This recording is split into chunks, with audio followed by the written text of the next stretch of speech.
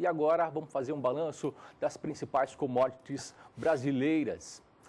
O assunto hoje é sobre a soja, como nós já anunciamos antes do intervalo comercial. A soja teve um ano bem agitado e com boas oportunidades para o produtor. A temporada começou com perdas devido ao fenômeno El Niño, que ocasionou quebra da safra em grande parte do país.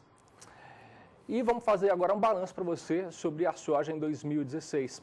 João, muito bom dia novamente. Bom dia.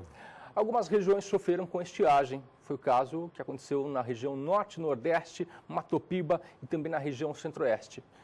Já em outras regiões houve excesso de chuva, como o caso que aconteceu na região sul do país, que acabou prejudicando a produção de soja por lá.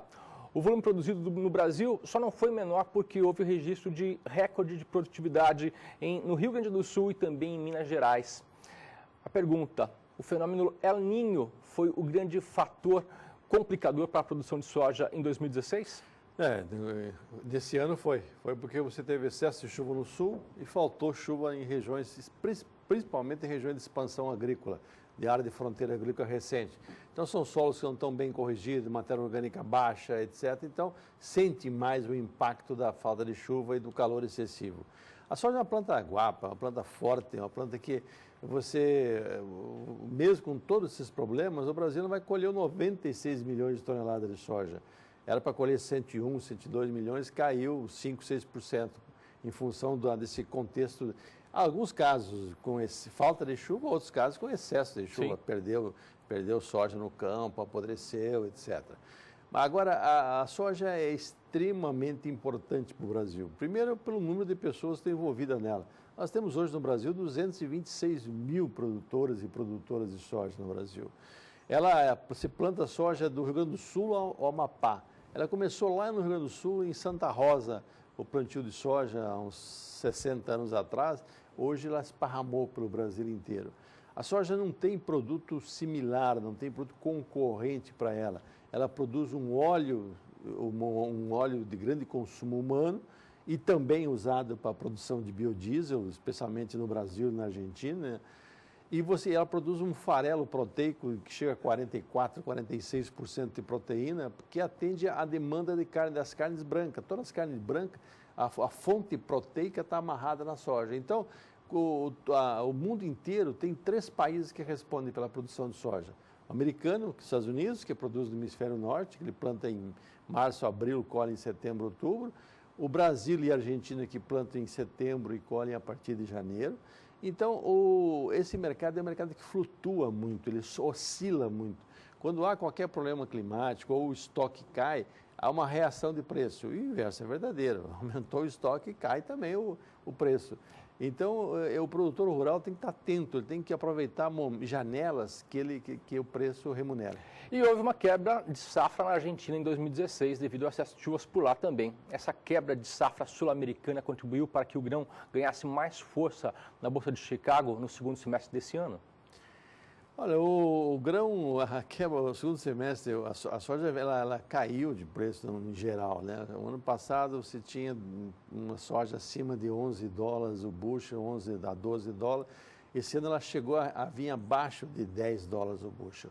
Ela teve momentos em que você teve uma especulação no mercado.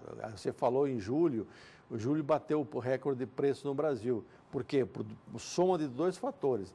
Você havia uma expectativa de que houvesse algum problema climático nesse período, que é o período crítico para a soja americana. O período que a soja está florando, está formando vagem, está enchendo o grão, devido ao La Niña, que a La Niña vai impactar, vai faltar chuva nos Estados Unidos, vai aumentar a temperatura, papá. Não aconteceu.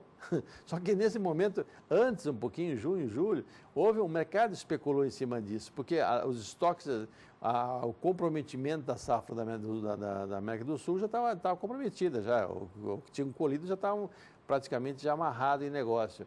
Agora, o mercado esperava a entrada da safra americana. Só que, nesse momento, e associado ao câmbio no Brasil, que viveu momentos de estresse político, o câmbio chegou a bater próximo a R$4 o dólar. E com isso fez com que a soja no porto chegasse até R$98. E muita gente segurou. Não, vai a 100. E aí o que aconteceu? Voltou a chover nos Estados Unidos, O americano veio com uma safra recorde de 118 milhões de toneladas, e nem eles esperavam isso, falavam assim em 110 milhões, veio com mais 8 milhões a mais, e o mercado caiu. Caiu para quanto? Ele caiu até próximo, baixo de $10 o bushel. $10 o bushel dá alguma coisa de $22 no porto brasileiro. 22, $23 no porto brasileiro. Só que muita gente não aproveitou o momento, não vendeu. E também começou a aparecer negócio para março de 2017, a um preço melhor. Então, o mercado de soja é isso, porque como você tem, o Brasil produz 96, exporta 52 milhões de grãos, exporta 14 milhões de farelo, ele exporta mais de quase 70% da soja, seja na forma de grão, seja na forma de derivados, óleo e farelo. Então, o preço no Brasil, ele é baseado no mercado internacional e pelo câmbio. Então, esse momento, essa flutuação que o produtor tem que estar olhando, cuidando disso. João, no mercado interno, em junho, o preço da arroba atingiu patamares históricos. Embora houve a quebra na safra, boa parte da venda foi efetuada com preços bem elevados. E as exportações estiveram bem aquecidas também em 2016. Foi um ano bom para o sojicultor? Já foi, que a gente teve boa colheita. A grande questão no Brasil é que nós estamos com a nossa produtividade da soja média, estagnada em 50 sacos por hectare. Nós vimos crescendo ano após ano. Nos últimos 5, 6 anos, nós paramos. Nós estamos em 50 sacos. Acho que é o momento do produtor repensar o seu modelo de produção. 50 sacos de soja por hectare hoje, já a margem é muito pequena que vai sobrar para o produtor, em função que o aumento de custo. Houve um aumento brutal de custo, especialmente na questão de defensivos agrícolas. Hoje um produtor gasta quase R$900 por hectare de plantada de defensivos, herbicida, inseticida, fungicidas, etc. Então, e a produtividade está estagnada em 50 sacos. Lógico, tem produtores que colhem 60, 65, mas tem alguns que colhem 38, 32, 39. Então, você tem que, o produtor rural, o sojicultor, ele tem que estar atento a isso.